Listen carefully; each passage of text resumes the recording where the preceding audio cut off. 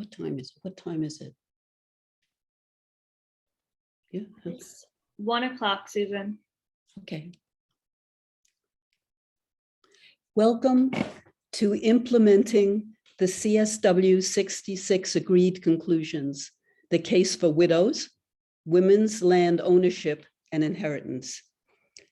This is the June meeting of NGO CSW New York. I'm Susan O'Malley, the past chair of NGO CSW.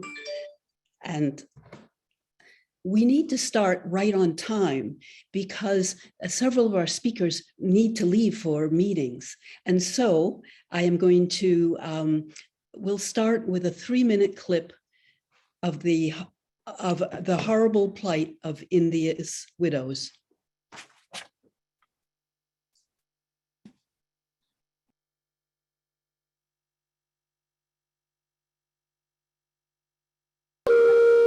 She is relegated, she becomes a zero, and all her powers are lost.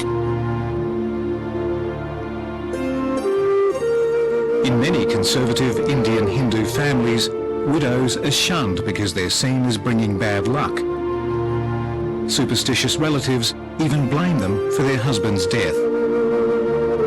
The widow can become a liability with no social standing, an unwanted mouth to feed. Often, they're cast out of the family home.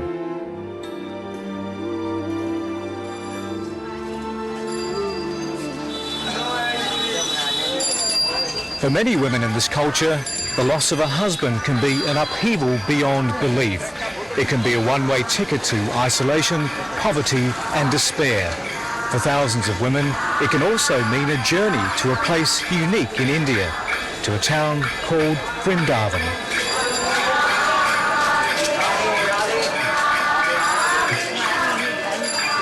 In the dark and damp back streets, India's forgotten widows chant for their supper.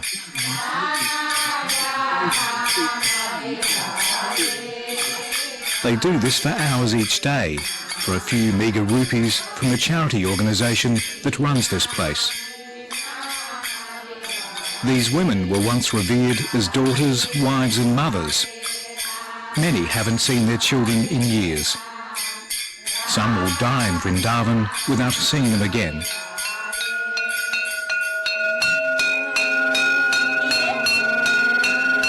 Only the fortunate have a regular home. At this shelter, 120 women live in tiny windowless rooms, but it offers a roof to keep them dry and 2 meals a day. And it offers medical care from Dr. Saroj Goyal. So, doctor, is she okay? She's okay. She's a very old lady. Very old lady, more than 100. More than 100? 100. How old do you think she is? She says about 105, 110. 110 years old. So when did her husband die and when would she have been cast out? 60 years back. 60 years ago. 60 years. Moreover, they become so religious in the end because they have.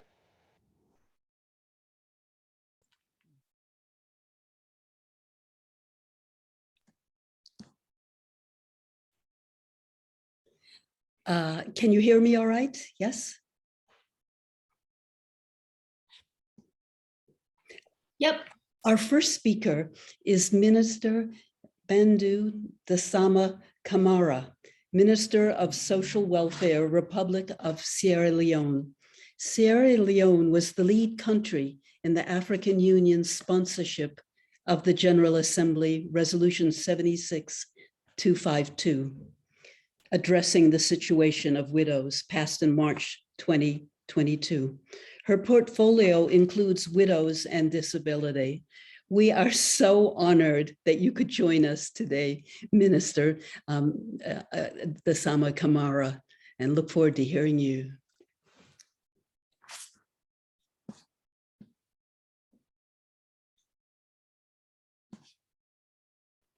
You're muted, Minister. Uh-oh.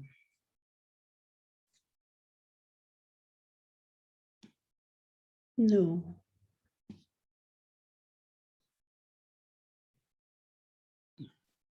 Okay, talk.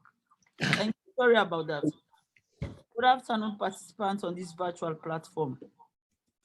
Thanks for the invite to speak on an issue that is so dear to the heart of the government of Sierra Leone.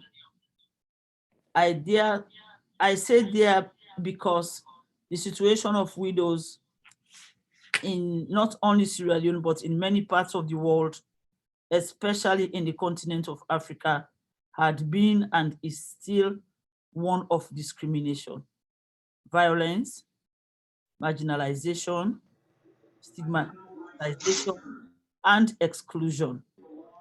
There is therefore the need to work towards eliminating all forms of discrimination and ending harmful practices against them.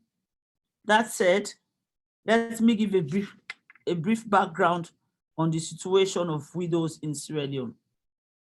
According to the Sierra Leone Population and Housing Census 2015, women constitute about 52% of the nation's population. The report further stated that majority of these women live in rural areas and deliver 60 to 80% of the agricultural output of the country. However, whilst women constitute the majority of the agricultural workforce, they continue to face enormous challenges to have full access or control of land or property in Sierra Leone. Managing and inheriting family land by women remains an uphill task. They are always expected to transfer or relocate into their husband's family lands after marriage. As a wife, a woman is generally not allowed to control, talk less of inheriting her husband's land, as it belongs to the husband's family, which in most cases considers women as part of the husband's property. Issues of land ownership, tenure, and inheritance rights are therefore crucial to virtually every rural household. This is the nightmare that most women in rural areas, including widows, face. To make matters worse, 95% of the land is governed by customary law, a system in which unwritten traditional rules and practices of tribes of communities determine who is to hold, use, or transfer land. In most cases, the application of customary laws adversely affects women. In order to address the aforementioned shortcomings and protect the rights of inheritance and ownership of land of women, including spouses, widows, unmarried daughters, divorcees, women in cohabitation, and their children, the administration of His Excellency President Julius Maada Bio has taken proactive measures on both the domestic and international fronts to address the adverse situations faced by widows and their children. On the domestic front, and as state party to the Convention of the Elimination of All Forms of Discrimination Against Women, we have domesticated this all-important international treaty in the form of policies on the advancement of women and on gender mainstreaming. We have also enacted legislations on gender justice, the 3 gender justice laws, namely the Domestic Violence Act, the Devolution of Estates and Property Act, and the Registration of Customary Marriage and Divorce Act, with the objective of promoting and protecting the equal rights, dignity, and well-being of women at all levels of development, including the rights to land and property.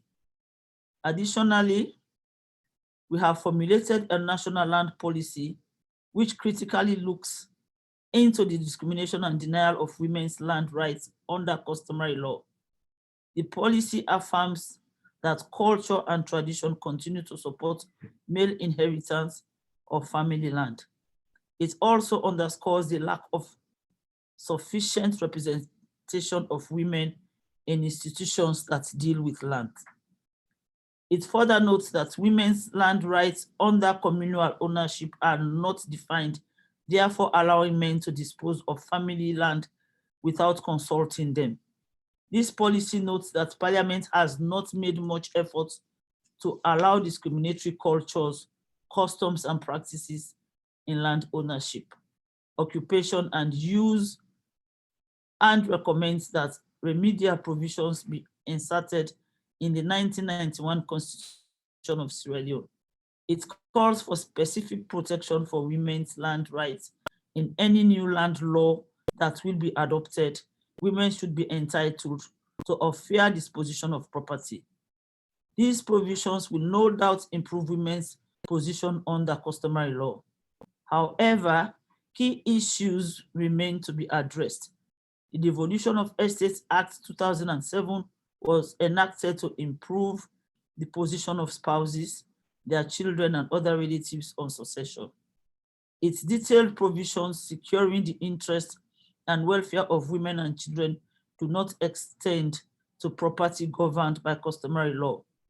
The draft policy needs to rectify this omission by articulating similar minimum entitlements for spouses and their children with respect to family or community land governed by customary law. For instance, in addition to being able to reside in family or community property for life, spouses and children should similarly be able to utilize community or family farmlands. It should be an offense for anyone to interfere with this right. A major pillar for the draft policy is institutional reform. It proposes the creation of a national land commission and subspecies at the district, chiefdom, and village levels. These new decentralized entities will take over land administration functions now performed by government ministries and tribal authorities. In relation to membership of these bodies, the policy proposes proportional representation of women in institutions dealing with land at all levels. By any account, this is a bold proposal in a country that has only paid lip service to women's empowerment and advancement in public office. It effectively rounds out the enhanced protection of women's land rights in the private sphere. The challenge, however, remains translating this progressive provision into reality. For starters, the policy could make women's representation mandatory rather than discretional.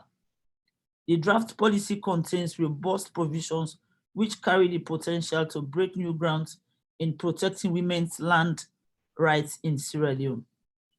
The challenge now is to make them better and stronger as the policy translates into legislation. These reform proposals could be significantly improved if, as outlined above, the draft policy ensures that surviving spouses and children are able to utilize community or family farmlands without interference, protects use rights of women, such as the right to collect firewood, medicines, access water sources, etc., under any circumstance, makes women's representation in land administration bodies mandatory, sets out a process by which family or community members could hold those controlling family or community property accountable. Around 70% of Sierra Leoneans live in rural areas, the large majority of them depending on agriculture for their livelihoods. Issues of land ownership, tenure, and inheritance rights are therefore crucial to virtually every rural household. But these issues are bound up in a system of customary law that in turn reflects endemic gender discrimination. One of the most vexing problems facing women and girls, for example, is the disposition of their land in the event that a husband dies without the customary marriage being formally registered. It is a problem that has caught the attention of government. Crucially, unless a customary marriage is registered with the local councils, it does not confer any property rights on the husband or wife. So if any spouse dies, the couple's land may revert to the deceased spouse's family. For women who are often the main workers, breadwinners, and caregivers in households, and depends on their land to make a living and support their children. This means that if a husband dies or if a woman wants to dissolve a marriage due to domestic abuse, she may have no rights over the land she has worked, and in that case could be removed from it by her husband's family. Her children likewise have no rights to the land.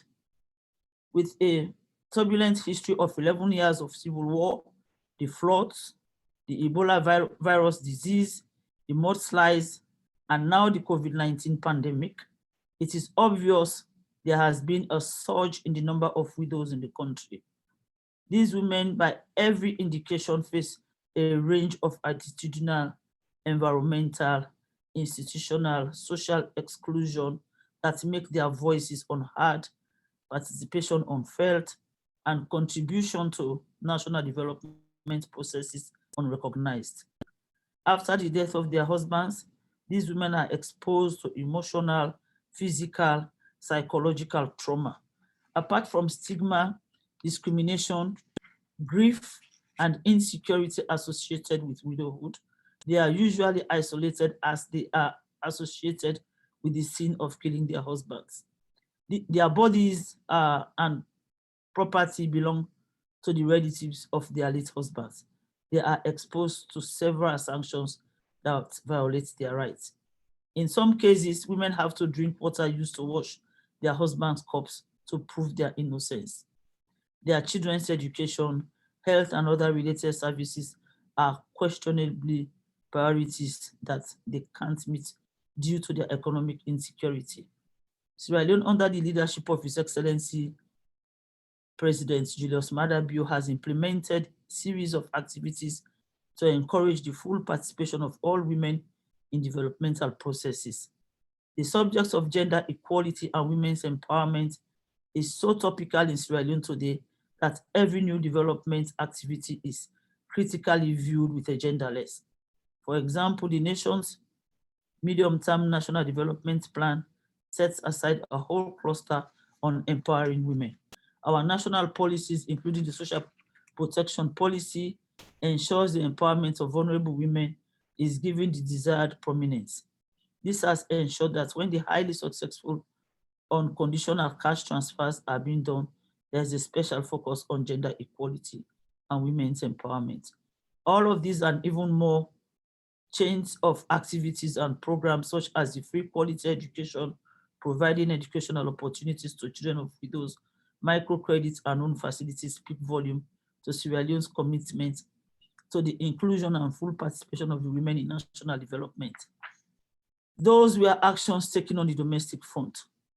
On the international arena, we recently spearheaded the adoption of the first ever UN General Assembly resolution on difficulties faced by widows around the world.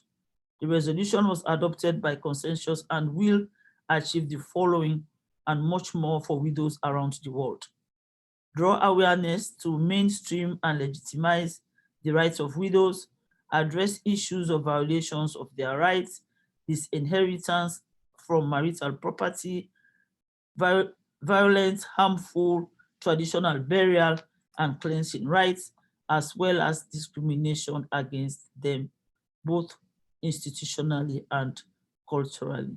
Thank you for your attention. Thank you so much. Now, I know you have to go off to another meeting, like 2 minutes, no, 3 minutes ago. But this was such a useful talk. And we'll make the transcription, we'll get it so people can see this talk. And I want to see this, the draft of the National Land Commission policy. That, and I mean, I learned so much, and you're moving. And anyway, thank you for your talk. It was extraordinarily exciting, and I hope it will contribute to moving the agenda of widows and land forward. Thank you. Okay, Ambassador Suleimani will send you a copy. Oh, good. Thank you. Okay, yes. Thank All right. you so much. And like you said, I'm running to another meeting, so hope we meet again. Yes, I hope we meet again too.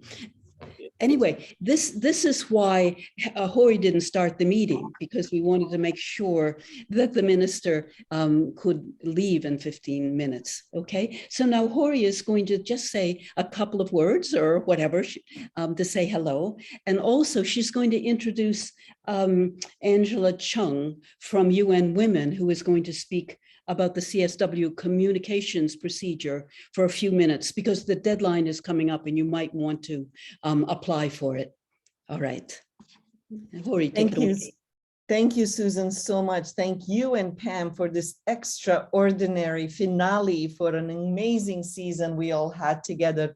Thank you all for being here. I really just want to take a couple of minutes to thank you all from the bottom of my heart, from the whole executive committee, for your support throughout the year during our forum. As you all know, we did a fully hybrid forum. And if you have not seen our amazing Devon's report, I'm going to put the link right here.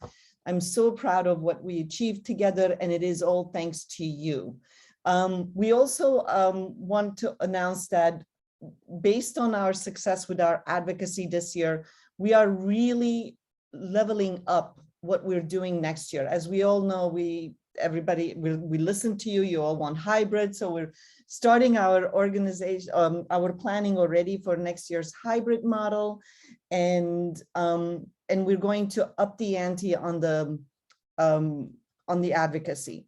And because of that, if you have noticed, for the last 3 months and including today's meeting, is all about a follow-up for what happened at CSW66. We don't want to close the door when CSW is over. We've been saying this for a couple of years, and this year we're really putting our words in our mouths and doing it. And then we will today address the issue of what happens. How do we report on CSW, as you will hear from Angela?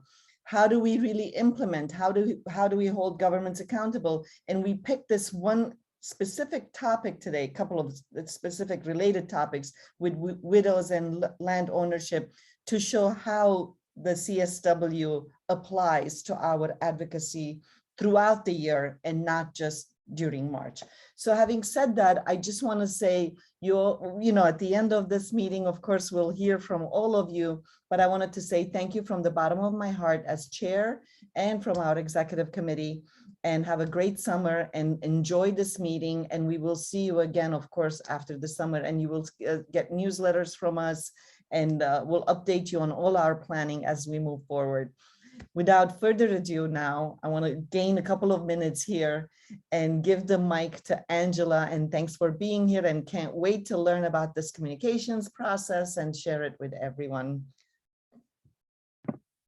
Hi, thank you very much for the introduction. It is a pleasure to be here with all of you. My name is Angela Chung, and I work on the human rights team at UN Women.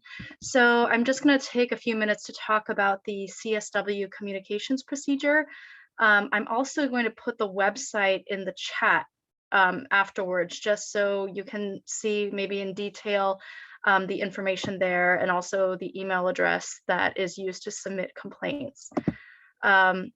So under this procedure, the Commission considers communications and complaints in order to identify emerging trends and patterns of injustice and discriminatory practices against women for purposes of policy formulation for the promotion of gender equality. Any individual, NGO, group, or network may submit to the Commission a communication no later than the 1st of August, and that's a fairly strict deadline, containing information relating to alleged violations of human rights that affect the status of women in any country. The procedure is based on a number of resolutions of ECOSOC dating back to 1947. The Commission does not take decisions on the merits of communications that are submitted to it, and therefore the communications procedure does not provide an avenue for the redress of individual grievances.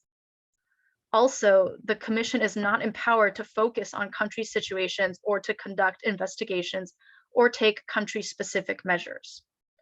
So on the working group on communications, the Commission's working group on communications on the status of women was established in 1983 to facilitate the work of the Commission.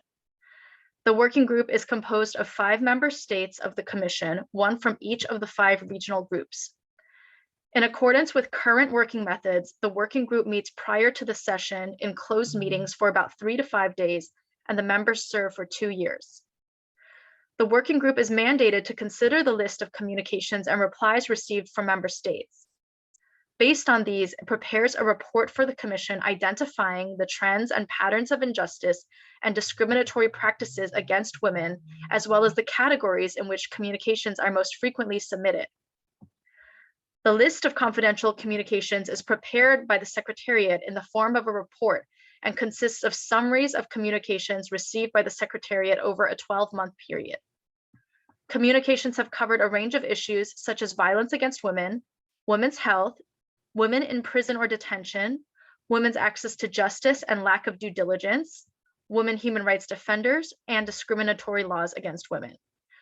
The Secretariat sends the communications that are included in the list to the government concerned for reply with a deadline of 12 weeks.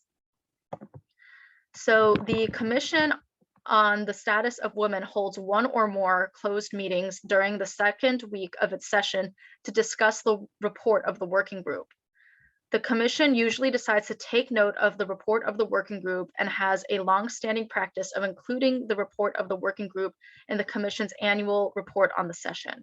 So those are also available online. And I will go ahead and put the link to the website in the chat, so anyone who wants to can take a look and see instructions on what email address to submit communications to. In the past, we also took them by mail, but this year we're only doing email, since that seems to have worked very well in the past few years. So thank you all very much for your attention, and I hope you have a very fruitful meeting.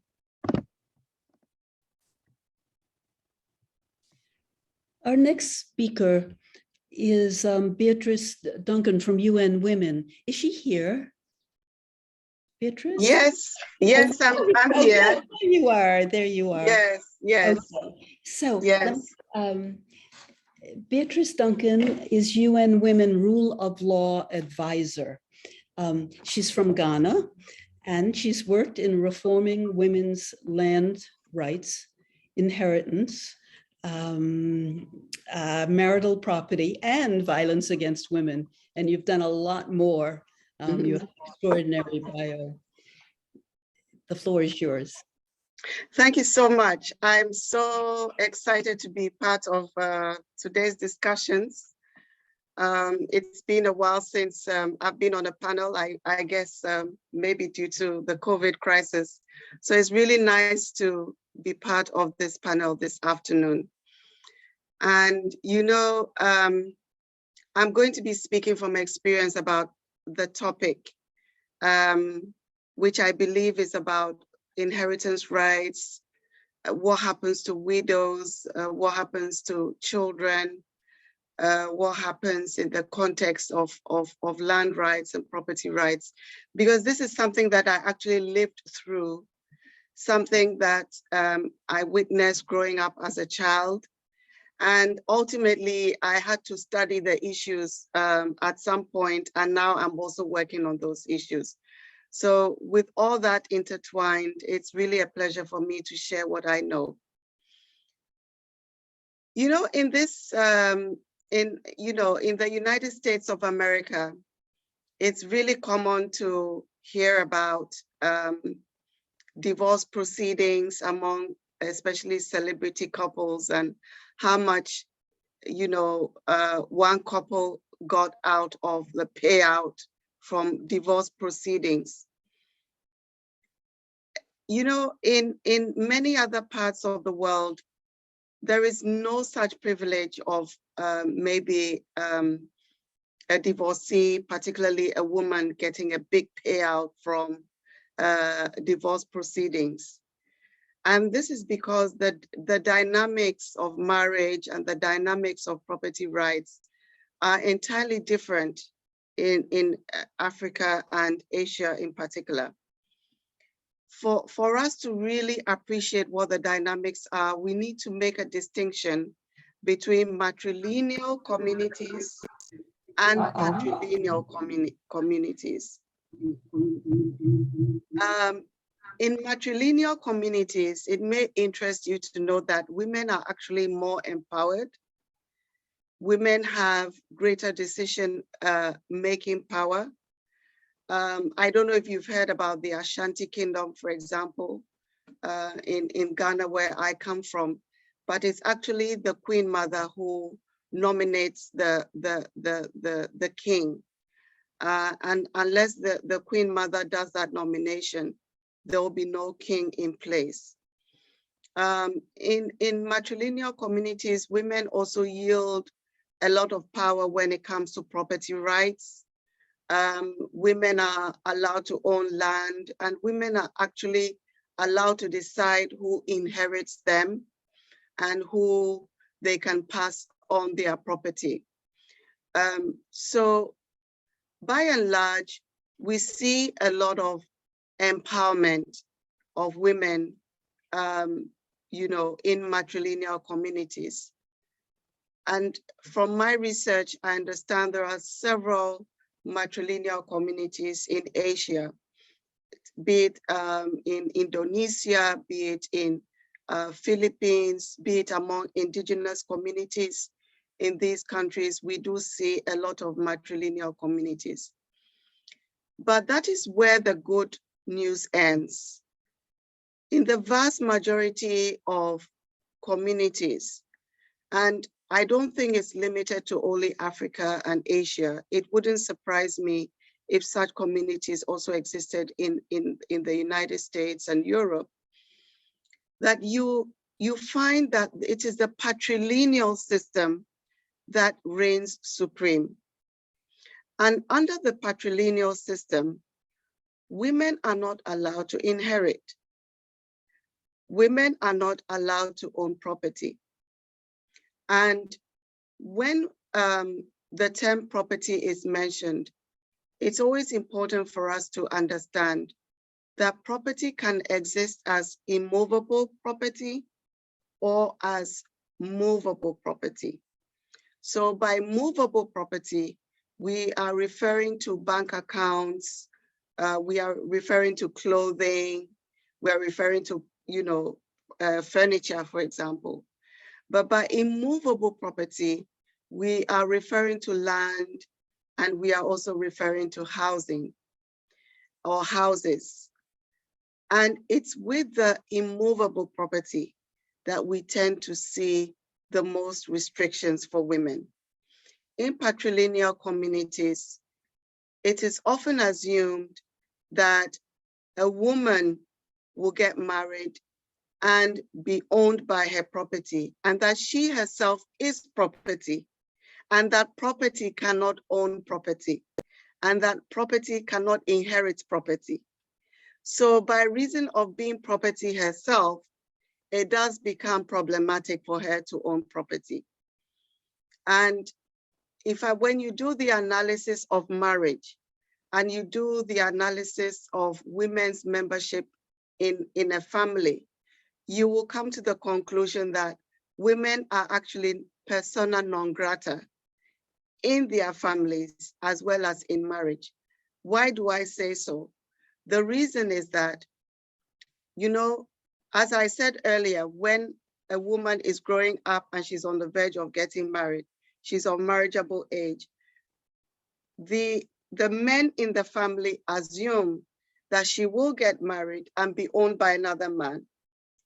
Outside of marriage, she is under the dominion of her father, the dominion of her uncles, and the dominion of her brothers. It is assumed that when she gets married, she will be under the dominion of her husband. But the sad state of affairs is that when she marries, her liberty is not explicit. Under the dominion of her husband, the family members of her husband know that this woman is not really a member of our family.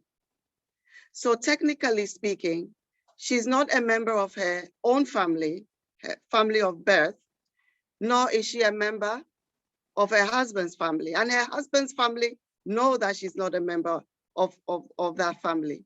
So this is why I'm saying a woman becomes persona non grata.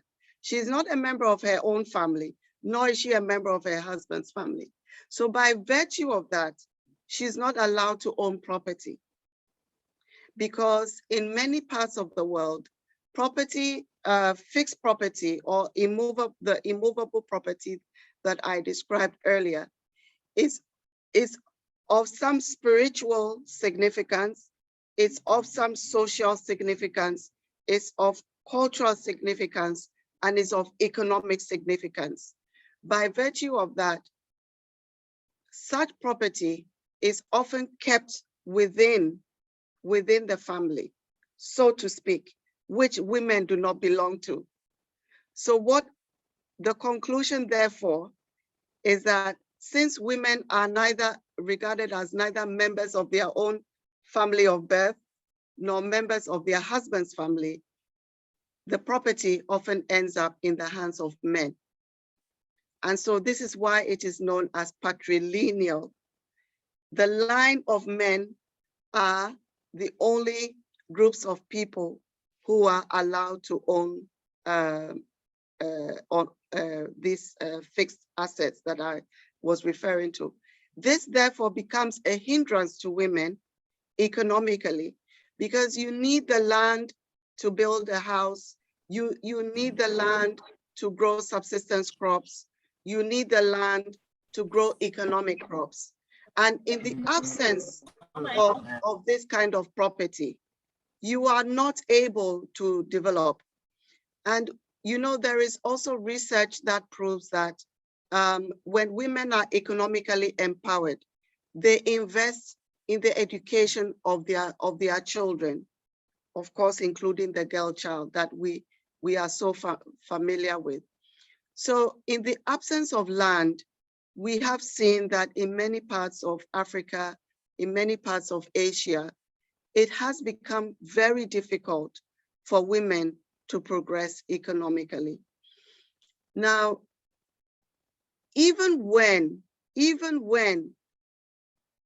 you know, husbands have been kind to their wives and fathers have been kind to their daughters to, for example, give them property when they are alive, what we have found is that in some parts of the world, it is very common for women to go through a practice known as widow inheritance, and for girls and wives to be dispossessed of marital property, to be dispossessed of marital lands.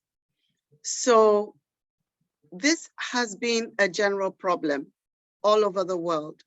And we have seen some progress in some countries where inheritance laws are being passed to protect women and girls, particularly wives and children, of being dispossessed by the extended family of husbands. Where I come from in Ghana, this is working very well. Our interstate succession law is working very well. I know that Sierra Leone and Uganda quite recently passed a succession bill, and you know it's working, but at a very slow pace. During the COVID pandemic, we did notice that the statistics demonstrated that men were dying at a faster rate than women during the COVID crisis. As a result, we witnessed the emergence of many more widows all over the world. So in those countries where inheritance rights are not really equal between men and women and girls and boys, we did see an upsurge in abuse of wives and daughters, especially. And this happened in 2020. I'm not talking about the 1890s, I'm talking about 2020. So this means that we have a lot of work to do.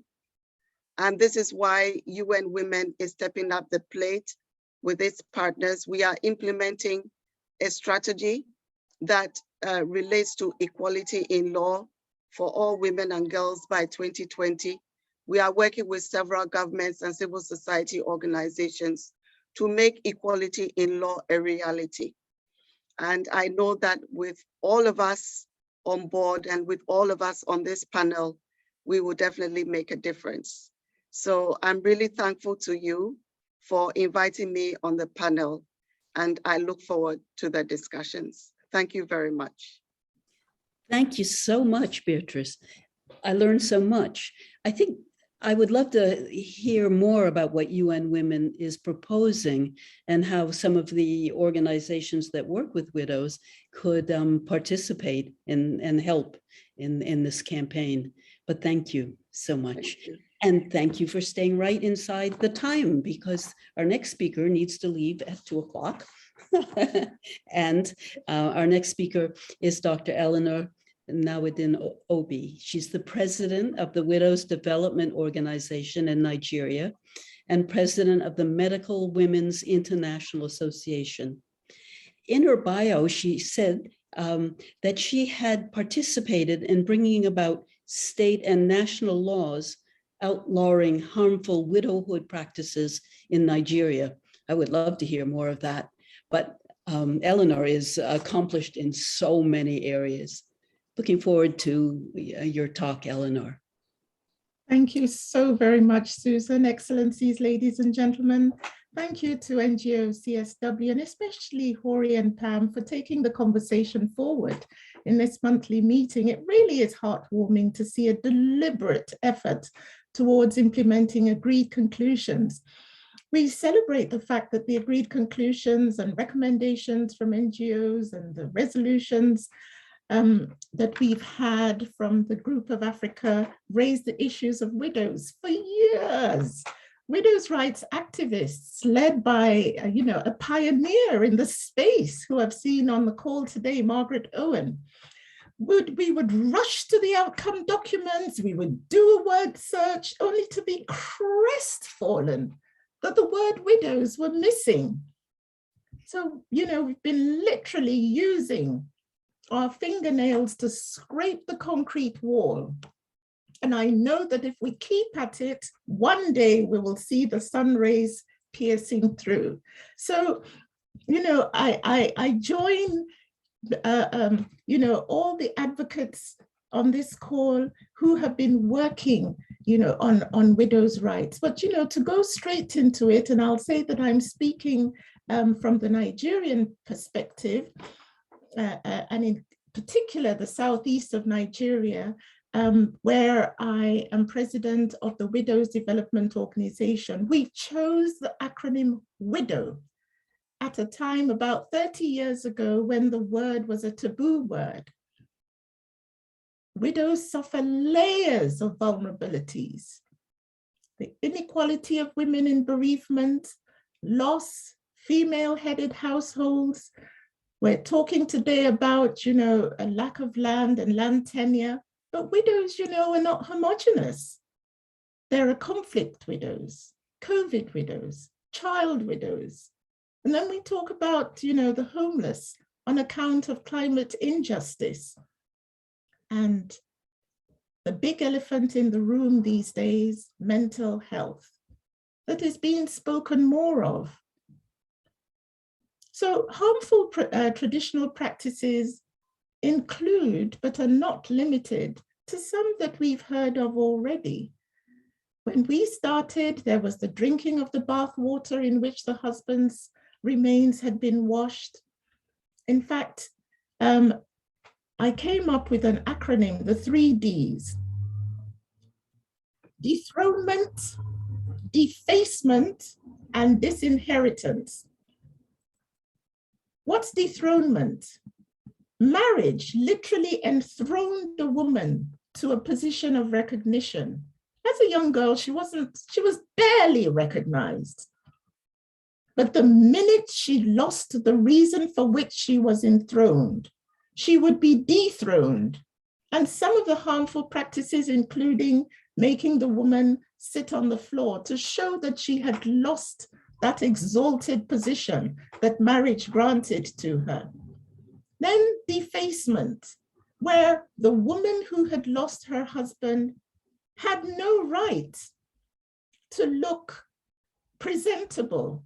So she was forced to look unkempt, not bathing for varying periods of time, wearing clothes that were not attractive, etc. And then the topic of today, disinheritance. You know, disinheritance, as has been alluded to by the eloquent previous speakers, is tied to son preference, tied to matrilineal inheritance, tied to patriarchal systems. So there's a lot in the surname. So a family in rural, especially Igbo land, has a daughter. They're less likely to educate her because to them it's almost like a waste. After all, she's going to go on to her husband's family. So the son preference, let's spend most of the family resources on the boy child. He's going to carry on the family name. The house is going to belong to him. The family land is going to belong to him. Whereas the girl is going to move on to her husband's family. So much so that some of the harmful practices include the posthumous giving of birth to sons in cases where a widow has not produced sons. So her husband dies, she's only got girls, and she wants some sort of something to hold the family land. She then goes and is made to procreate with any willing person in the village to produce that son, to be able to have a stake in the family land. In the midst of HIV and AIDS, you can imagine what that did to the disease. And even when women farm the land, it's more or less holding it in security if their sons are young. So the widows that we are working with in Umwegu, they had their lives turned around thanks to a grant from the Global Fund for Widows, led by Heather Ibrahim Leathers. They were given economic trees. Yes, they did not own their own land, but they then enjoyed some form of respect because thanks to the grant, they were given palm trees. And even though these palm trees were planted on an ancestral land that didn't belong to them, the fact that those palm trees were producing palm increased the level of respect that these widows had. We do have, however, a serious problem regarding data. Thanks to people like Lois Herman of WUNRN, we are able to get information on what little data there is. The Lumba Foundation did a study also. Al Jazeera was able to write a report as far back as 2018, talking about the Boko Haram insurgency in Nigeria. And at that time, it had claimed 1,000 lives, displaced more than 2.6 million people, and guess what? 54,911 widows. Currently, thanks to the Hope Almana Foundation, in conjunction with the Ministry of Women's Affairs in Nigeria, we have started a widows register. But it's about time that we get listened to. We have been screaming at the top of our lungs, advocating for a global study to be commissioned on the situation of widows. I listened keenly quickly at COP26, and there was no mention about widows, but there was the statistic that 15% of landowners are women. So when you take the context of widows, in the context of climate change, in the context of land ownership, you can imagine why I'm talking about layers of vulnerabilities. We have a good protocol to the African Charter on Human and People's Rights that states very clearly, a widow shall have the right to an equitable share in the inheritance of the property of her husband. Laws in and of themselves are not the be-all and end-all, but they're a start. What's left now is implementation. Very quickly, I'll share some examples from Nigeria, where we have an interesting case of 3 laws operating in tandem. We've got the statutory law, we've got the customary law, and we've got Sharia law, all equally recognized and operating in tandem. Thankfully, with the hard work of women activists, the very first law on widows and widowers' rights was passed in Enugu State in Nigeria in 2001. Here again, the issues that we have with lack of women in leadership. We had a mostly all-male parliament, and a law was being drafted on widows' rights. But before that law could be passed, what happened? The male predominant parliament decided that, what if in future widowers have the issues that widows have, which of course they don't have. So they put in the word widower. So we have a law in Enugu State prohibiting harmful practices against widows and widowers. But for us, we were happy to get that law passed anyway, because there was text in there to protect widows. Then for 14 years, activists like myself were in the trenches, and today we have another national law, which is called the Violence Against Persons Prohibition Act. You know, we do have some case law. There's the Mojeku versus Iwuchukwu, where the custom says that a man's estate would be bequeathed to his older brother if the man died leaving only daughters.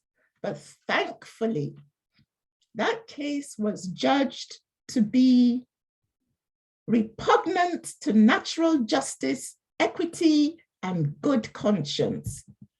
We also had the case of Meribe versus Egu. Now listen to this. This is a situation of woman-to-woman marriage. We're not talking about same-sex marriage here. We're talking of a situation where a woman who has not had children, mind you, as a medical doctor, I always emphasize, sadly, part of the patriarchy is that the woman is normally blamed in the case of infertility. Sometimes it could be the man who is the cause of infertility, but the woman is blamed. Now, if the woman has not had children at all or hasn't born sons, in the case of Meribe versus Egu, the woman paid a dowry, which meant she had married, in quotes, a wife who she then passed on to her husband to produce the children, and especially sons, that she couldn't have. In this case, it said the resultant children belong legally to the woman who contracted the marriage in the first place. Lastly, I'll share the case of Ukeje versus Ukeje. In this case, there was a will, and the daughter was able to inherit the property from her late father, as well as from her late husband. So we have encouraging news. I know other speakers are going to speak to the agreed conclusions with the beautiful references to widows. There's news of hope because widows were in the recommendations from the NGO committees. And then that amazing resolution of 15th of March, led by the Advocacy of the Global Fund for Widows and the group of African states, and we heard from Madam Minister. So as I round up, I have 3 asks. One, I've mentioned already, we need that global study. We need desperately to urge our governments to call for a global treaty to end all forms of violence against women and girls, including disinheritance. I will put in the chat the websites for the Every Woman Treaty. Let's go there and sign up the People's Treaty, speak to our governments about a global treaty to end violence. We must have an urgent call for an amendment to the UN Council 1325 to include the fact that widows can rise above vulnerabilities, can be pillars of their societies, contribute meaningfully to the development of all our societies. Thank you very much indeed for listening. What an extraordinary talk. Thank you so much. We really need to save everything in the chat. There are some amazing things that people are putting in the chat, and also the talk, to have it transcribed so we can go over it and then use it in building next steps. So our next speaker is Marika Kremen, and she's the program manager for Global Fund for Widows. And she is one of the driving forces. We cannot, should not. But wait a minute, let me just finish. She's the driving force behind the resolution, the general. She leads the organization's UN advocacy work related to the General Assembly and Security Council. And she did a whole lot of the work behind getting that resolution through. I also think you should take a look, all of you, at the Global Fund for Widows webpage. There's a lot of good information on it, and a lot of it written, I'm sure, by Marika. The floor is yours, my dear. Thank you so much, Susan. Good day, everyone.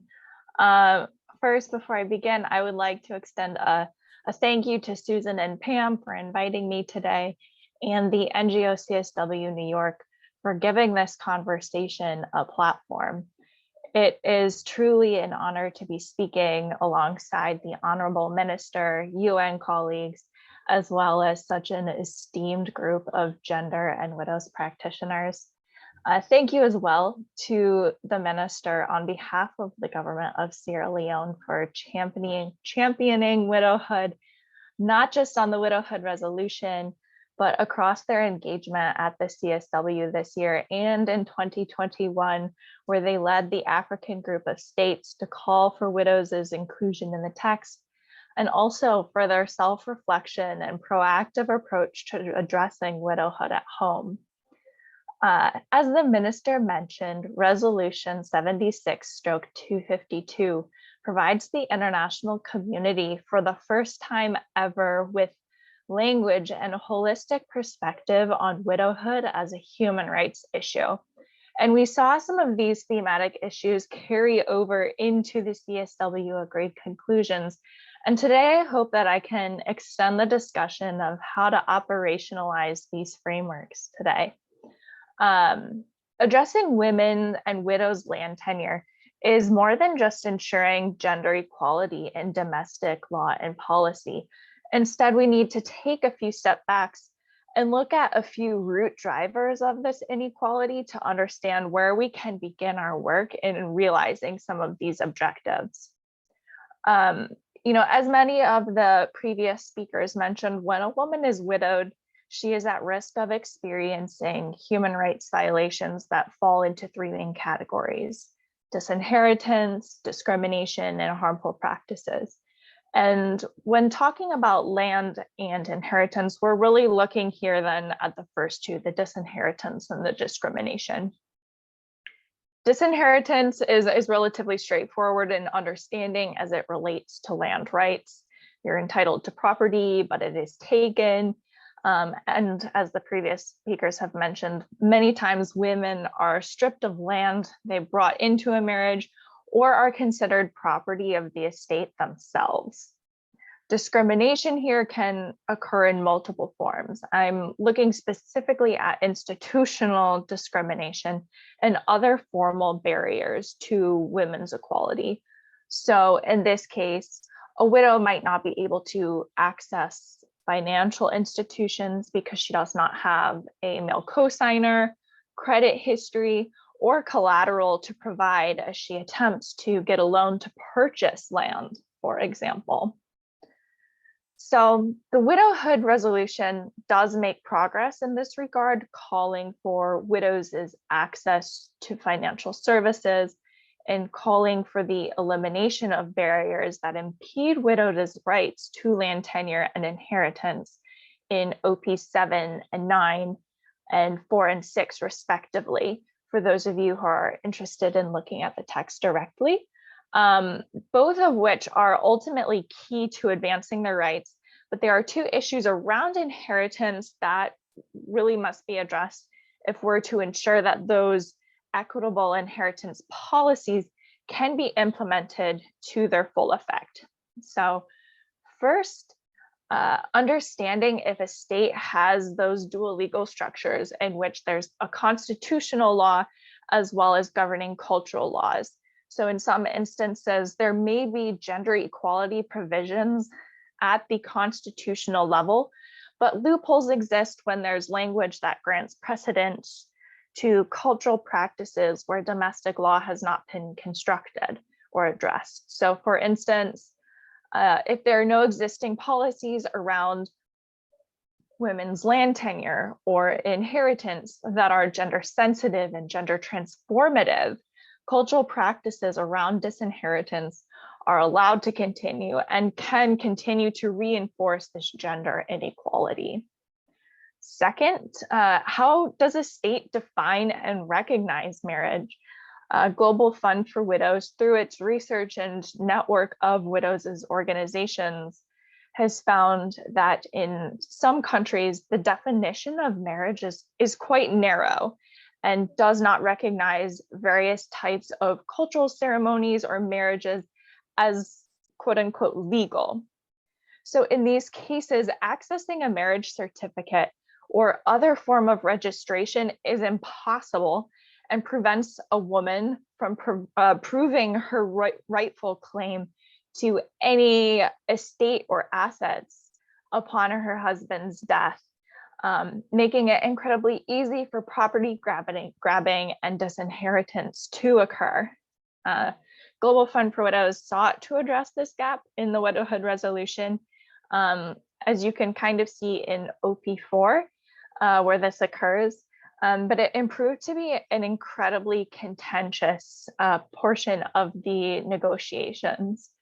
As it stands, states are only called upon to recognize the marriages that fall under existing national laws, meaning that the women who are the most vulnerable to having this happen to them are still left on the margins.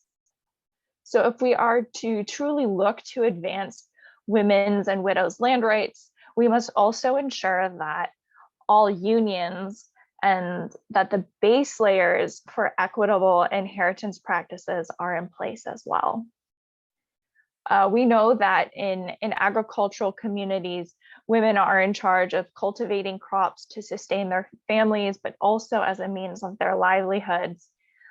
So the death of her partner and subsequent disinheritance challenge a widow's financial well-being, but also her family's food security, health, education, her children's education, among other rights, which is why it's its inclusion and that recognition of this inheritance and the right to inheritance in the agreed conclusions that is so critical moving forward.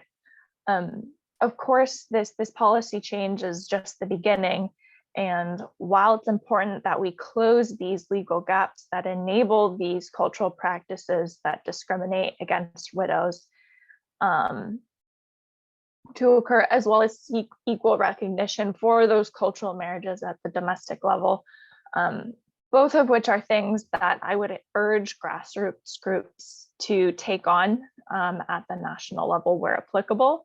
It's just one part of that puzzle. I think that practitioners and development organizations can also spark change at the individual and community level. So while Global Fund for Widows is primarily working to address widows' economic inclusion and empowerment through our WISALA program, we also conduct and incorporate a Know Your Rights training module that goes through widows' legal rights and encourages our participants to access justice mechanisms and seek legal recourse where it's applicable. They also share this knowledge with community members, as well as advocate with local duty bearers to uphold the law around inheritance practices. So depending on the location, we've seen 60 to 90% of our participants seek restitution and hope that the more widespread and common knowledge widows' inheritance rights become, we prevent further instances of disinheritance and land grabbing down the road. As the climate crisis continues, the importance of disinheritance and women's land tenure will only become more critical as a means of providing for herself and for her family's needs, but also for building women's resilience to climate impact. Without progress in these areas, widows will be particularly vulnerable to food insecurity and poverty, which is why it's important that we as gender activists are ensuring that these policies are not only being passed, but are being built upon that equitable framework that I mentioned that prevents this discrimination based on cultural law or the type of marriage or union that a woman has. And that we also ensure that the local level work we do shares this critical knowledge with the population affected, as well as across their communities to strengthen rule of law and promote gender equality. Thank you so much. Do you want to say just a few words about the widows' banks that you have done? I don't know if people know about that.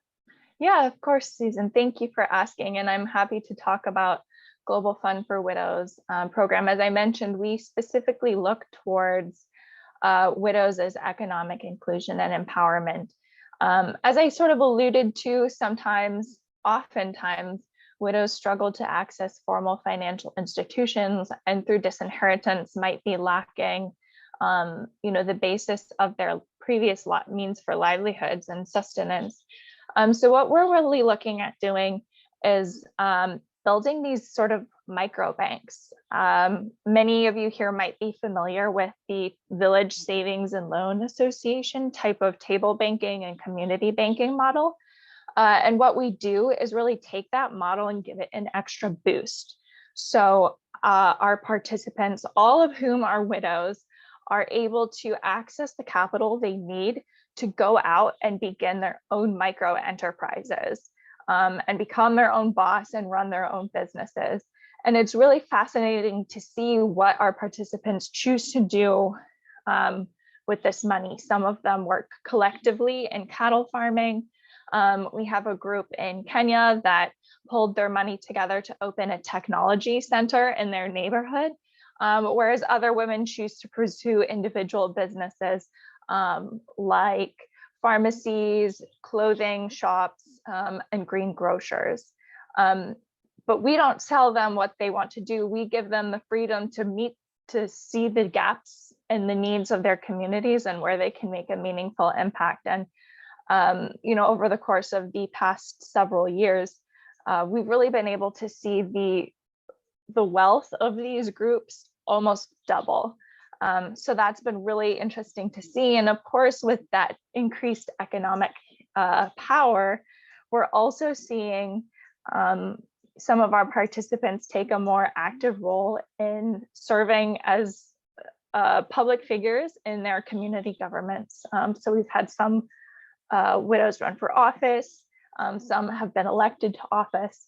And so that's sort of where we also see this change in the perception around widows and what they're capable of and what they're capable of contributing to their community, because it just fights back against so many of those preconceived notions about, women. Thank you. Thank you so much. Now, the next thing I asked, can we actually look at that infogram just for a minute? If not, I'll move on. Devin? Yep, just give me 1 sec. Okay. It seemed to me that there are some really good NGOs that work on women and land and women's inheritance. And I know about these organizations from doing parallel events for a number of years at NGO CSW. And perhaps some of you know these organizations. One is Landesa, that has done several very good parallel events at NGO CSW, but they don't seem as active now. And the other one is, and perhaps some people know this, let's see, Women for Stand for Her Land. That's what it's called. And it's quite amazing. And they seem to be doing more. And it's a coalition now with Landesa, the Harogam Commission, the Habitat for Humanity, and the World Bank.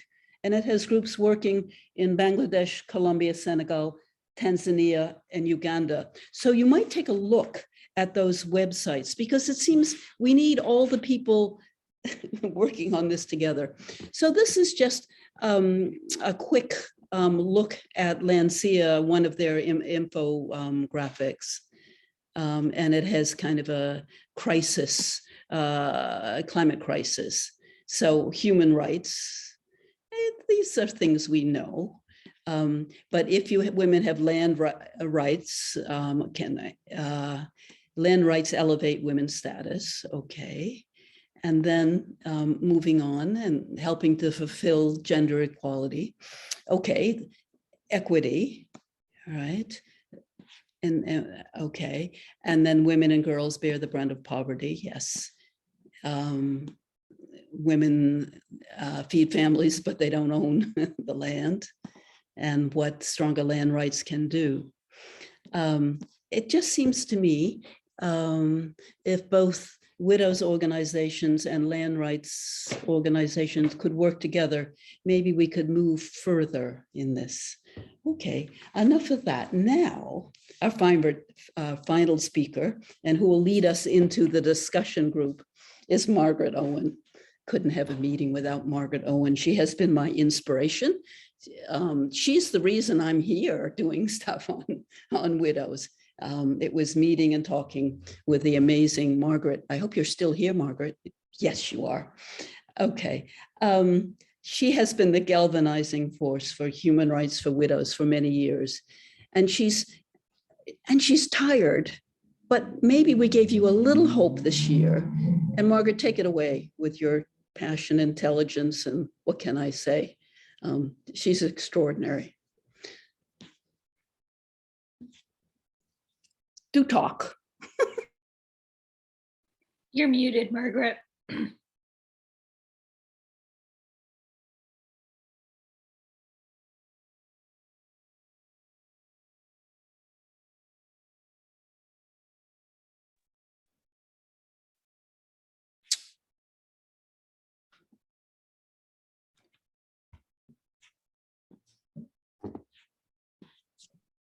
There you go. Ah, can you hear me now? No, we can't. Hello? Yeah, we can hear you now. You're unmuted, Margaret. Can you hear me now? Yes, yes. Yes, Young lodger here trying to help me. Can you hear me now? We can hear you. it's loud and clear, Margaret. Take it I don't away. think All right, she can hear sorry. us. When you get to 90, it's often quite difficult to find the right button for anything. Anyway, it's been wonderful to hear you all. Lovely to see you all. And particularly my wonderful friend, Eleanor, who I first met when she was pregnant with her first child, which is over 30 years ago. And now you're a grandmother, Eleanor. Well, I've listened to all of you very, very carefully, and well done, Global Fund for Widows, that you got this resolution passed by the General Assembly on March the 15th. But what are we going to do with it? We have many mountains to climb. And I am thrilled about that resolution and the fact that it came from all those African countries led by Sierra Leone. I think it's absolutely amazing. But although, and I have my lawyer's hat on now, although a UN resolution is not international law, it's not a binding legal document, to get something like this, better watch my watch so I don't talk too long, to get something like this coming out of the General Assembly, it has a huge symbolic and moral weight. And for me, having gone to, well, ever since the end of Beijing, so I've gone to, God, how many years of going every year to New York, and having to listen to people who've been up all night putting semicolons or crossing out a colon on the agreed conclusions.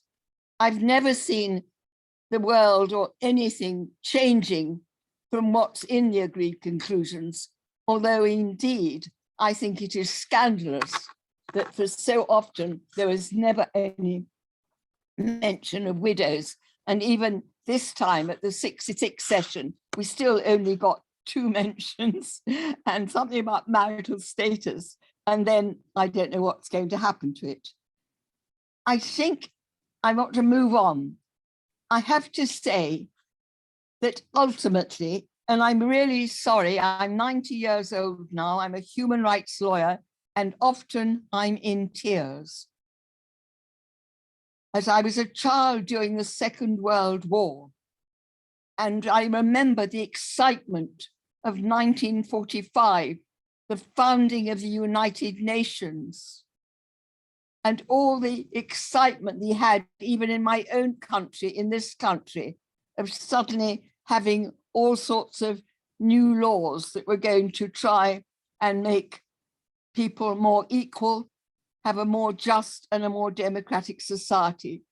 And I talk to you with great sadness. I spend quite a lot of time crying, as you know, only by a nick of time, that plane that was going to take traumatized asylum seekers to Rwanda, and you all know what I'm talking about, only at the very last minute, at the 11th hour, did that plane not go. But all over the world now, we have more and more authoritarian regimes, often not just racist, they are deeply misogynist as well. The world is being run by really awful men. And yet there are lots of serious men, as Mary Robinson once said, there are a lot of serious men in every country who understand that you cannot ever have a fair and democratic and just society unless you have women's empowerment and gender equality central to it. And Susan, you know that how much I admire, and I want everybody here listening to me today to have a look at the Kurdish Women's Revolution, which is the one autonomous administration which really puts women's equality central. But to get back to my point about what we do to build on that resolution on the situation of widows. I mean, we've had, ultimately, it's about governments. Ultimately, it's governments that have the responsibility not only to pass laws and policies, but to see that they are implemented for this. And we have to make sure, with our great solidarity of women all over the world and widows all over the world, that all governments and the international community and the UN really understand why the issues of widowhood and human rights are not some sort of fringe issue on the corner. They're absolutely central. Because as we know, and we've heard, that the non-implementation of national laws, of national constitutions, of governments' ratifications and obligations under the CEDAW or the Beijing Platform for Action, we know there is no implementation. The African Charter of People's Rights, that amendment on women, has Articles 21 and 22 on widows' rights to inheritance and land. And then there are incredible, well, there is, I mean, advancements in, I believe, Ghana and Malawi and Tanzania. In fact, there are other countries that have amended their penal code to say that it is a crime to coerce a widow into harmful traditional practices like the most horrendous mourning and burial rites, which are forms of torture, like ritual cleansing by sex, which is a form of rape. But all the time, it's about implementation, and that doesn't happen.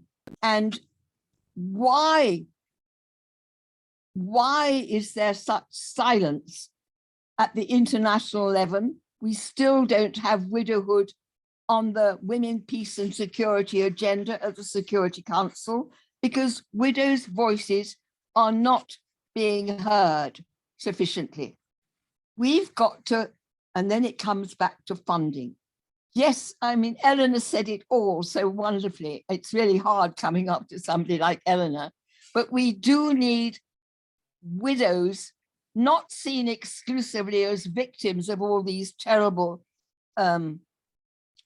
privations and violations of their rights, which are enshrined not just in international laws, in the CEDAW, in the Convention on the Rights of the Child, on conventions against torture.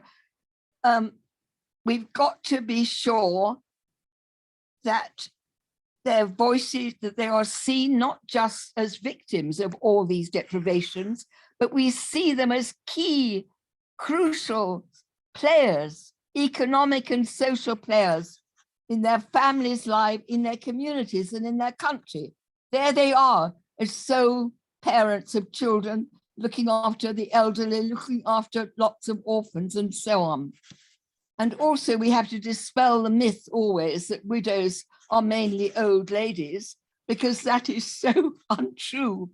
And we really, again, repeating Eleanor, we have not the data on how many of these widows are children. A huge increase in child widows. And we know that conflict and then and COVID have created more and more widows, and the terrible poverty.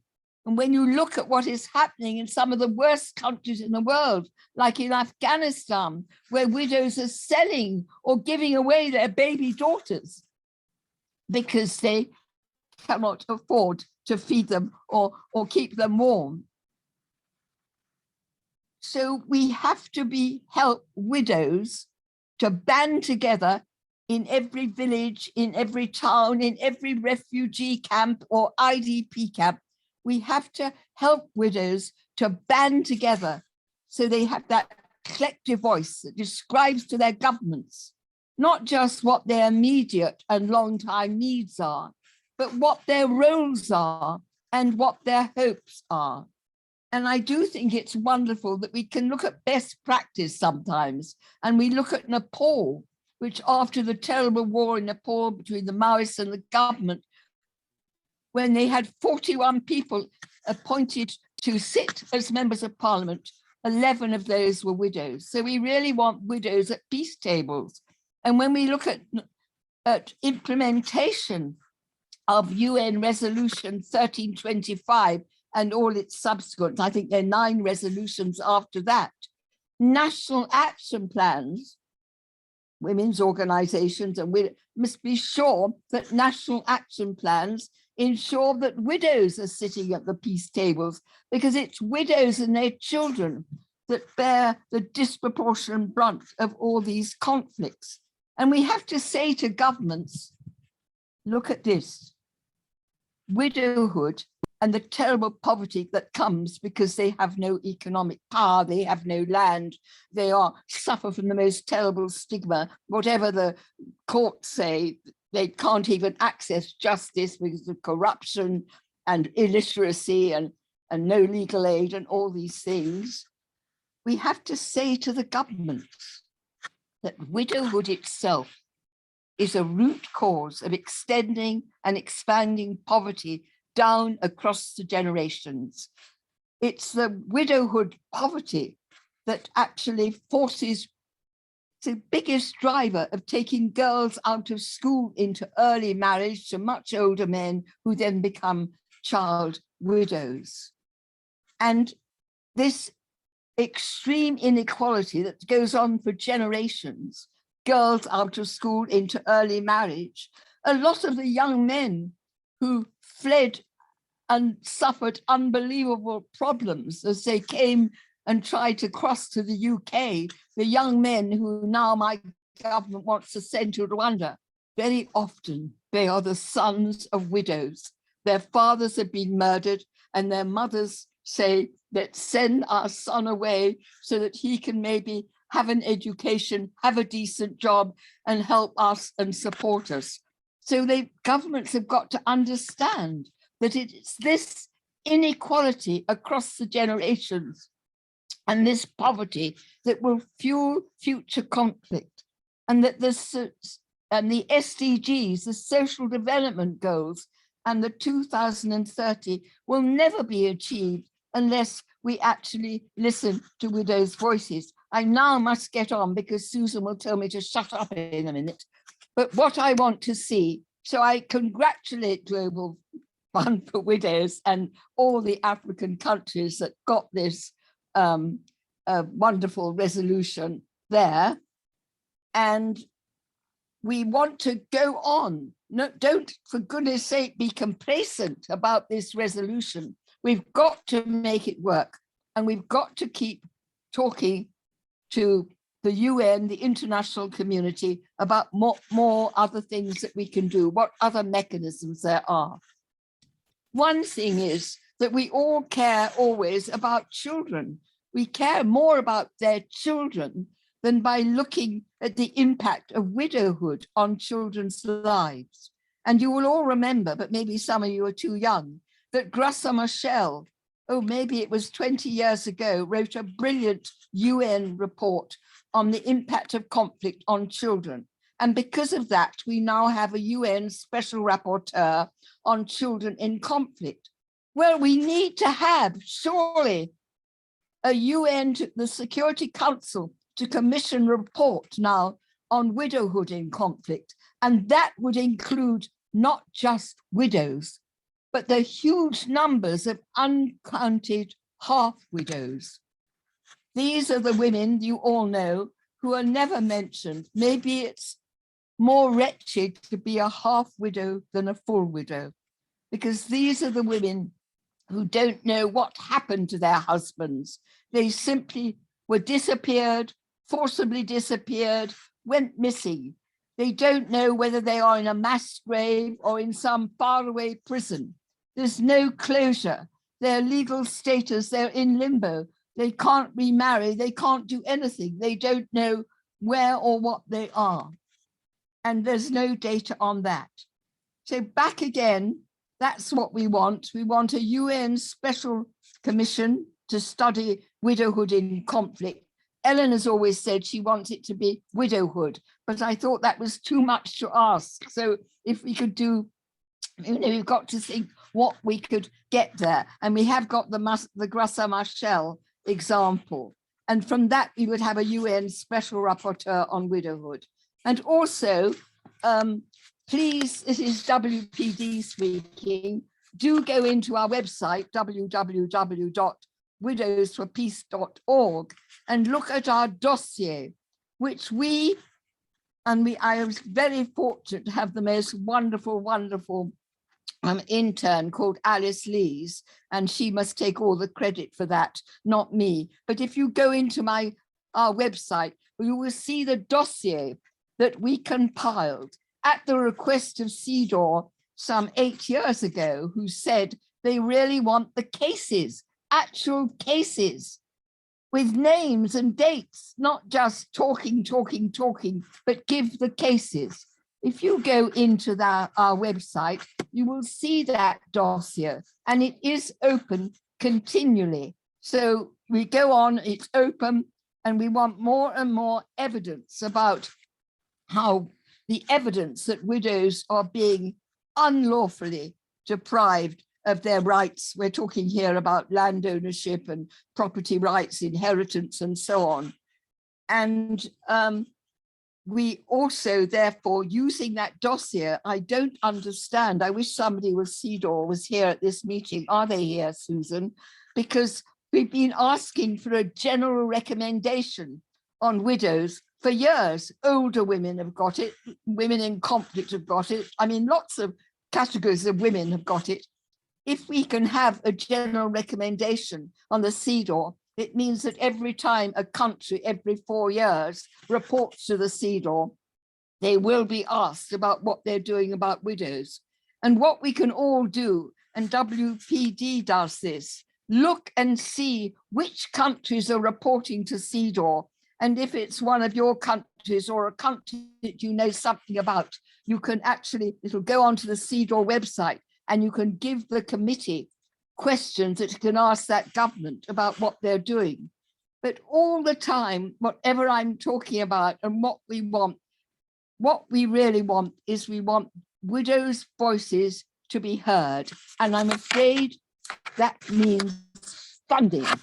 It's desperate that these widows groups, I'm going to the Congo, I hope, in the winter, and I'm trying to get some conference going with widows NGOs in the Great Lakes area and in other parts of Africa. But all the people who come back to me, they need money. They need money. Everybody needs, widows need capacity building, and also widows need to have the capacity to actually share best practice. There's lots of wonderful things that are going on. I'm thinking about Rona and our wonderful Rosaline from the Rona Foundation in Kenya, who really exposed, and there's a wonderful video which we showed at a CSW meeting with UN Women some years ago, exposed that terrible taboo subject about mourning and burial rights. So there's lots of good practice to be shared, and Kenya is now registering on women. But I will just end again with my lawyer's hat on. It's that what I really want to see is governments, and some have done it. Malawi, bravo Malawi.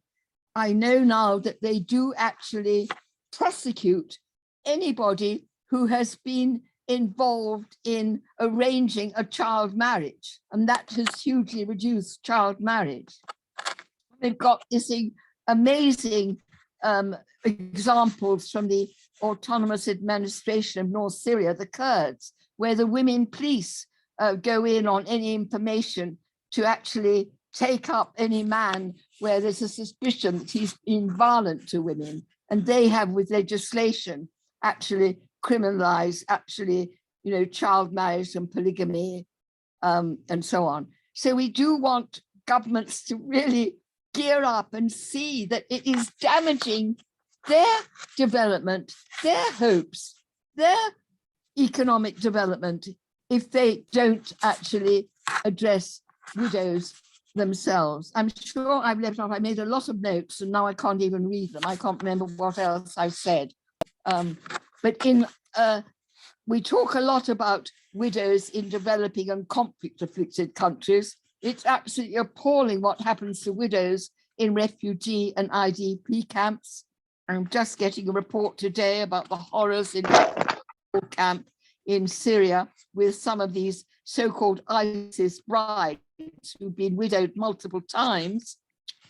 And also in some of our countries, in the United States, in Europe, certainly in my country, although there's absolute silence about it, communities migrate and they bring with them their own traditions.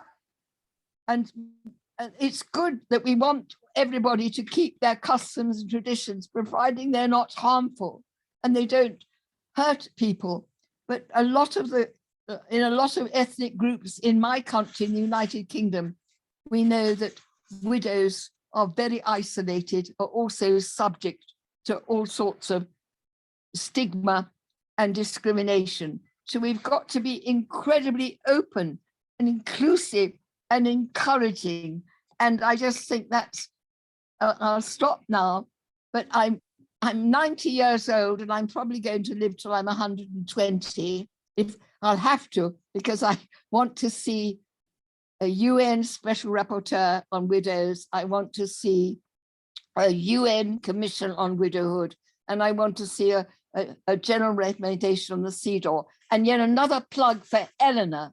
The CEDAW is too old now. It's not fit for purpose for everything, and it's certainly not fit enough to deal with the huge violence to women and girls, and that includes the terrible violence to widows. So congratulations, Eleanor, who chairs the steering committee on the Every Woman Treaty, and I've been involved with that from its beginning, and that also has 2 particular articles, maybe 3, which are particularly related to the violence, physical, psychological, sexual, economic, and even on the internet. And thank you, Eleanor. I hope that we'll get that Every Woman Treaty made into a UN treaty, and then we can really look forward. But at the moment, I applaud the resolution, but it provides much leverage for women's NGOs and civil society, but we must not sit back and say, oh, that's wonderful, now we can rest. No, the fight is really on now. Thank you. Margaret, you're terrific. What can I say? I would never tell you to shut up, ever. And I never have. What you said, you gave us so much good advice and ideas. And I think I see that Kathy Klein is still here. Are you here? She is the best note taker in the whole of anyone I know. And so I hope you've been taking notes. Catherine, have you? Yes. Yes. I have. What I particularly is needed is, I wanted to end with a discussion on the question, what should we do next to further the implementation of land ownership and inheritance for women and girls, including widows, education, legal barriers, organizing, working together, CEDAW. And Margaret has given us a whole list of them, which you've probably written down. One, CEDAW, and another one is getting a special rapporteur on widows. Susan, sorry, can I come in? I've suddenly realized why I couldn't put my mute on. I was thinking I was at my iPad. I got something up, but the one thing I didn't say, and can we add that? I'd love UN Women to have a special desk for UN Women on widows. Thank you. Yes, that's one of the reasons I asked UN Women and Beatrice Duncan, trying to get some way of working more with UN Women and pushing them. But we need from people who are still here, and there's still 81 people still here, we need suggestions for a list of what should we do next. In answer to Margaret, I did have a CDAW person, but she couldn't, at the last minute, she canceled because of a family emergency. But we need somehow to get CDAW on our side, or I suppose if we have to give up on CDAW or on every woman's treaty, but that's the way it's Can I done. just say this, Susan, and to Yeah. everyone, because I don't understand. I think it was in 2016 or 17 that we went to Geneva and did another presentation, our second one. They asked us to do the dossier. We did the dossier, and now they say, oh no, it'll be another 10 years, it's a long list. I don't understand. I don't understand why we are suddenly put back when we've been continually asking for that general recommendation for 20 years. I don't understand either, because we did what they wanted, and Bandana Rana is our friend, and I thought she was going to, but she tells us it's years down the road. Anyway, there's all kinds of things going on in the chat, so some of these may be really good suggestions. Okay, UN Special Rapporteur on widows, yes, but okay, what else here?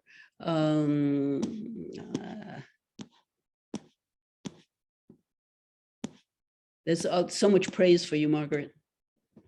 It goes on and on. Yeah. Okay. What about getting a convention on the rights of older persons and making sure widows is included? Yes, put that down on the list. And a report on the impact on conflict on children and widowhood. And wait a minute, and half widows. You know what I'm trying to say. Could just chime in for a second. From Global Fund for Widows perspective, and from the surveys that we've collected from our participants, nearly half of our participants are widowed before they're the age of 40.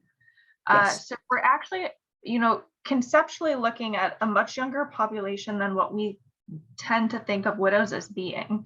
And so while I think a convention on older persons and a mention of widows in that is a great idea, I think that, the problem is, far more than limited to just that group.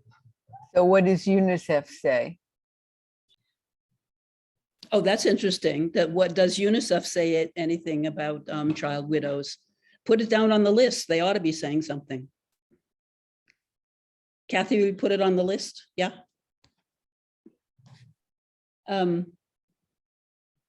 What else here? I do want to say about the dossier that's on WPD's website. It's incredible. And the first chapter has land rights issues in 2 countries. But if you want to, the scope of widowhood and also in looking at it in terms of human rights, it's an amazing, amazing document. And we haven't gotten it out enough. Okay, other people, put something, if you have ideas, put them in the chat. We just have mostly praise. Okay, or if you want to speak, let me know. Or if you want to go home, no, you are home. Can I speak? Can I speak? So I'm much better speaking than trying to Margaret, press please. the wrong button. Can I speak? Yes, I can hear you. Okay, you can hear me. Well, the thing is that what really I'm bewildered about, and every month, we go to the Security Council and we talk away. I know. Why widowhood? It should be part of their women, peace and security agenda. And what is odd is that I'm trying to get together, because as I told you, I may be in the DRC this winter. And people I know there say to me, somebody said, oh, well, I only work on women, peace and security, not on widows. Don't you think that's extraordinary? Doesn't make sense. So I don't want to fall out with anyone, but widowhood is central to everything about women, peace and security. What happens in war? We separate the men and boys from the women and girls. We kill the men and boys, or use the boys as child soldiers, and we rape the women and girls. And it's the women who are never in part of any decision making that actually decided to go to war, and very much thinking about it now, the Ukrainian women who said goodbye, tears to their menfolk on those borders with Ukraine. Many of them are here now in this country, wherever they are going to be either widows or maybe even worse, half widows. They'll never know whether their husbands were disappeared into Russia, whether they were dead in a mass grave. So it's so essential to women, peace and security. So let's work on that one. And in November, I think maybe Eleanor's coming to that.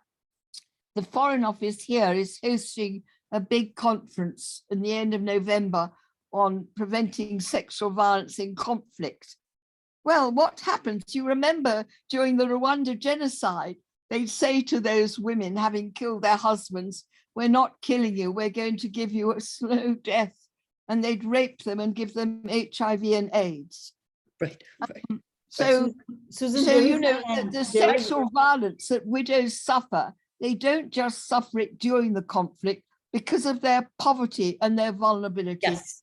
I want to intervene just because Lois has put something really good in here. Lois Herman, media coverage of widows in all the dimensions of widowhood show politicians and other leaders the impact of widowhood, and also be sure widows vote. And that's Lois of WUNRN. Put it on the list, Kathy. Okay. Susan, there was a hand up. I just wanted to highlight. Yeah. I can't see the hand. Oh, here is the hand, Charlotte. Yes. Oh, hi. Really wonderful presentations. And I guess when I first came in at about 1:30, there was a woman who was speaking to, the realities of her real situation on the ground floor, and really speaking to that. Like, I love our legal arms, and I think I see women growing where today we're in a position where we actually know what we're doing in legal and engineering and administration of things and leadership. And I think we're just saying this is easy things to fix, right?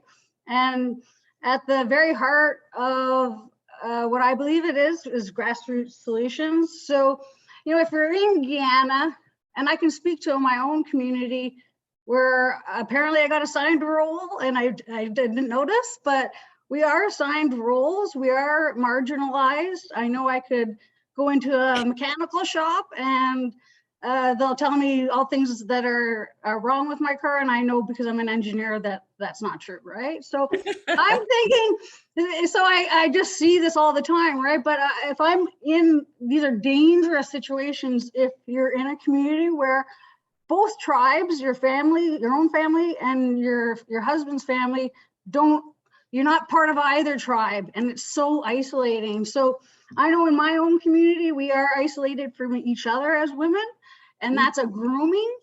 It's a very groomed behavior. And so I'm wondering is, like in these other countries, I know we're doing this here in Canada, is to really try to build that resilience. So I'm not going into a business being like, why am I blindsided? Why can't I? Or is there an avenue to own property that, and that's sharing within women, within their exact communities. So I'm not coming from Canada and telling someone in Guyana, this is different, but yeah, that's my suggestion, very grassroots. Yeah, but before I forget it, Winifred had something here that was good. Well, but now I don't have Winifred, suddenly the chat has disappeared. Winifred, you want to say? Thank you, Susan. I just wanted to highlight the girl widows.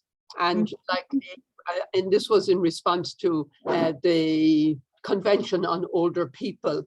And then I think I was trying to add on that a quick search in UNICEF would not give any indication that widows are on their radar.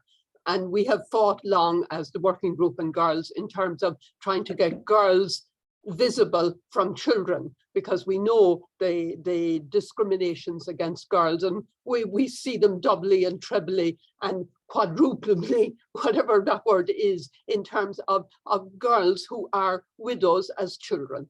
So I think if I can just carry on this conversation one step further. I think what we need to do from this meeting is to bring widow survivors to be part of panels like this alongside us. The day of speaking on behalf of people is, I think, past, and our role is to move into the background and allow the widow people themselves to come forward, and it's we can help them to do that. We can empower them, we can mentor them, but they need to be at the UN, they need to be on panels with us, and they need to be to the fore speaking. So that's my contribution for going forward. So Kathy, put in, we have to change UNICEF and to pay attention. I did both, and I added widows to participate. Okay, you may also put Winifred like in parentheses.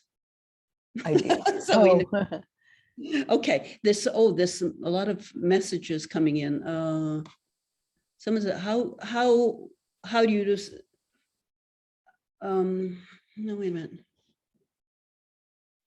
How do you define widow survivors? I don't know. Anyone else here? I'm just sort of going through. I know, like Louisa, I said, oh, how do you address that? Speak? Yeah, Charlotte, like you, Charlotte. I just mentioned, Louisa kind of hit on to it, right? Where we're really, it's like a stigma we cultivate, right? At a family level of how do we train our kids to treat ourselves and each other? So is so far away from the legal aspects, right? And our expectations where we say, oh, fix this, it's so far from action. I don't know. Yeah. Here's another one from, let's see, Olawantoyan. Educate widows is the key to the reduction of gender-based violence in terms of land inheritance. Okay, women are informed. Susan, we have about 7 minutes left. 2 people want to speak. May I talk? Go ahead. Just a Absolutely. minute. Okay. So thank you. We are very encouraged to get young generation what we have learned today. So thank you so much, Margaret, and all other speakers. You gave us encouragement. And my issue is, I am from Bangladesh. So in many countries, the women do not have any inheritance right. In Bangladesh, Muslim women are getting half of a boy, and Hindu, Buddhist, and the indigenous community, then they do not have any inheritance right. As a person, I am not going to get any right from my husband or my parents or anywhere else. So we need to work. We need to have a country report from every country, how the women writer exists there and what is their plan to make equal, legal, equal opportunity for every human being. So we do not have any country report. We do not have any widow statistics or research. So my request, can we put a point to have a country-based research or a documentation? So what is the situation legally, socially, education in all aspects, the widow situation, and then a proposal from a government, how they are going to overcome all this inequality and obstacles, and what will be the time frame, and how and when they are going to make the equal opportunity for women. Thank you so much for hearing me. Yeah. Hori, do you want to close the meeting? Hori? Yes, there's one more hand. If Diane, you can take 1 minute, then we can close. And I'm trying to find that link for reporting. Remember, we had UN Women reporting mechanism, and that is key for all of your informations to be reported to CSW. Let me just say one thing very quickly. Good to see you again, Huri, and everyone. I just wanted to say that I agree with Winifred. It's an excellent suggestion to include widows. But I also want to say, while we have these wonderful, excellent ideas, that I think we need to look at best practices, which some of you have mentioned. And I really need to do my homework about looking at what Margaret Owen was discussing, because when I do my homework, I'll be able to come from a more learned position and perhaps give better suggestions on how we can implement some of the hard work that she and others here have already done. We don't need to reinvent the wheel. We don't have time for that. We need to move on it. But we also need to include culture, because all of this is really good, but understand you must respect a person's culture. And while I agree with you, I have to also be respectful of where they live. They have to go home. They have to raise their children. We have to be respectful of each other's culture. So I just want to end on that note. Thank you so much for giving me an opportunity to add my few words. Thank you. Absolutely. Go ahead. Susan, do you want to just say a few words in closing, or I can just close the meeting? This has been an amazing session, and I think we can build on it. Now, take it away, Hori. Yes. Well, I can't thank you and Pam enough for organizing this, bringing the most amazing speakers from, you know, the minister to UN Women. And I've been trying in the chat to really keep piecing all of this together. And I hope I've been clear on that. It's wonderful to see passion on all these topics that we're talking about. And I'm so glad that we were able to zero in on these specific topics. But remember, as NGO CSW, we are trying to improve the CSW mechanisms. Our mandate is to bring all voices into CSW and all topics.